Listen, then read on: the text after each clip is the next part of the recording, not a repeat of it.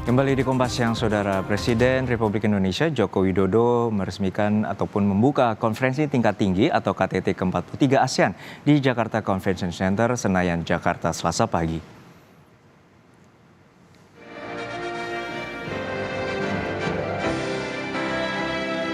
Jokowi didampingi Ibu Negara Iriana Jokowi dan juga menyambut kedatangan para pemimpin negara anggota ASEAN, termasuk dua pemimpin negara undangan, yakni pemimpin negara Cook Island dan juga Bangladesh. Dalam sambutannya, Jokowi mengaku senang menyambut kehadiran keluarga besar ASEAN di Indonesia, meski banyak pertanyaan publik soal keutuhan dan eksistensi ASEAN. Menurut Jokowi, momentum dari KTT ASEAN dapat dijadikan ajang pembuktian bagi kesatuan negara-negara ASEAN yang sampai dengan saat ini masih terpelihara dengan baik. Presiden juga menyinggung soal kondisi dunia yang sedang tidak baik-baik saja dan berpotensi memperebutkan pengaruh dari negara anggota ASEAN. Oleh karenanya, Presiden meminta kepada semua pihak untuk tidak menjadikan ASEAN sebagai arena rivalitas yang saling menghancurkan. Yang mulia, pada momentum yang baik ini, sebagai anggota keluarga dan sebagai ketua ASEAN, saya ingin menegaskan bahwa kesatuan ASEAN sampai dengan saat ini masih terpelihara dengan baik.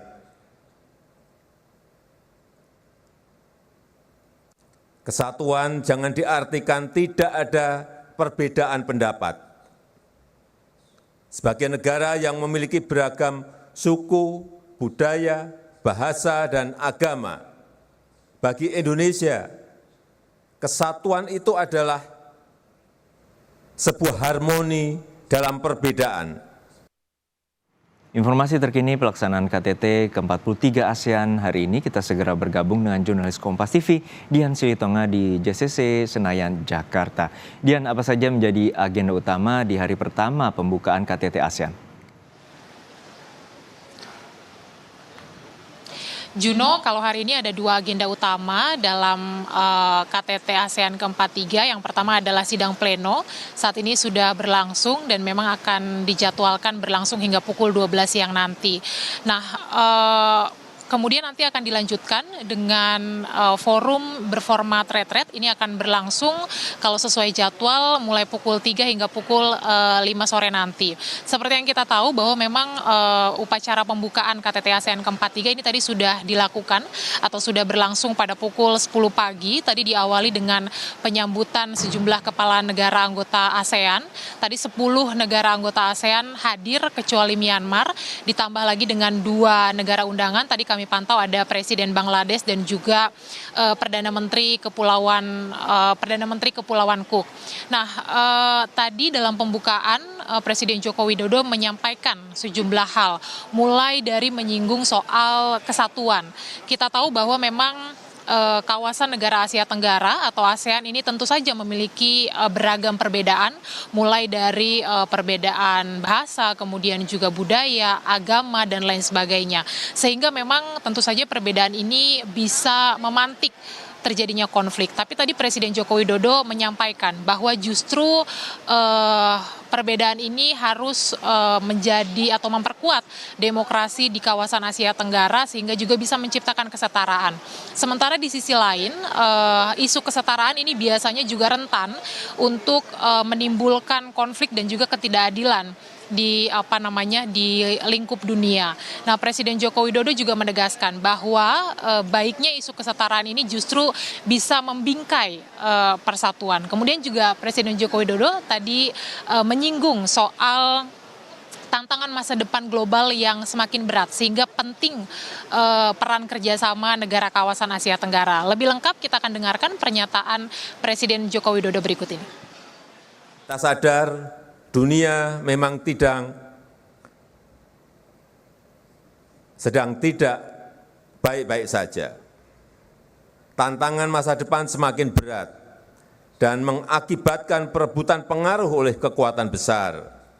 Tapi ASEAN sudah sepakat untuk tidak menjadi proksi bagi kekuatan manapun, untuk bekerja sama dengan siapapun bagi perdamaian dan kemakmuran. Jangan jadikan kapal kami, ASEAN, sebagai arena rivalitas yang saling menghancurkan. Tapi jadikanlah kapal ASEAN ini sebagai ladang untuk menumbuhkan kerjasama, untuk menciptakan kemakmuran, menciptakan stabilitas, menciptakan perdamaian yang tidak hanya bagi kawasan, tapi juga bagi dunia.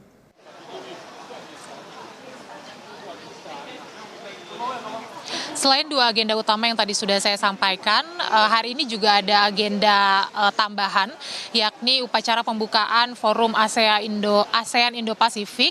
Nah, ini dilaksanakan atau digelar di lokasi berbeda, Juno. Kalau hari ini sebenarnya agenda utamanya berpusat di Jakarta Convention Center Senayan, tetapi ada agenda tambahan lagi yang diselenggarakan di Hotel Mulia Senayan, Jakarta. Tadi sudah saya sampaikan upacara pembukaan Forum ASEAN Indo-Pasifik. Nantinya forum itu akan fokus membahas tentang isu-isu ekonomi. Jadi kita memang akan pantau bersama nanti bagaimana pembahasan di agenda pertama KTT ASEAN ke-43 hari ini. Juno. Ya, selain isu ekonomi, ada isu apa lagi yang akan diangkat dalam pembahasan KTT ke-43 ASEAN ini? Ya, dalam KTT ASEAN ke-43 sebenarnya Indonesia memiliki 4 dokumen inisiatif, Juno. Di antaranya adalah akan menyodorkan soal isu ketahanan pangan, kemudian juga isu ekonomi digital. Tetapi ada sejumlah hal juga yang tentu akan dibawa dalam konferensi tingkat tinggi yang akan berlangsung selama 3 hari ke depan. Di antaranya adalah pembahasan soal isu Laut Cina Selatan, kemudian juga zona bebas senjata nuklir di Asia Tenggara, kemudian juga mungkin akan kembali membahas isu Myanmar, dan kemudian juga membahas terkait dengan kerjasama maritim.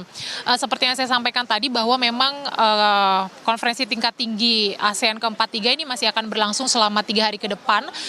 Secara keseluruhan memang akan ada 12 pertemuan yang akan dihadiri oleh Presiden Joko Widodo, tetapi spesifik isunya mana saja yang dibahas di hari mana, ini yang memang belum disampaikan. Jadi kita nantikan nanti biasanya di akhir agenda hari ini, sore hari akan ada konferensi pers yang akan menyampaikan apa pembahasan hari ini dan kesepakatan apa yang sudah disepakati dalam pertemuan yang dilakukan. Juno. Baik, terima kasih jurnalis Kompas TV Dian Silitonga dari JCC Senayan, Jakarta.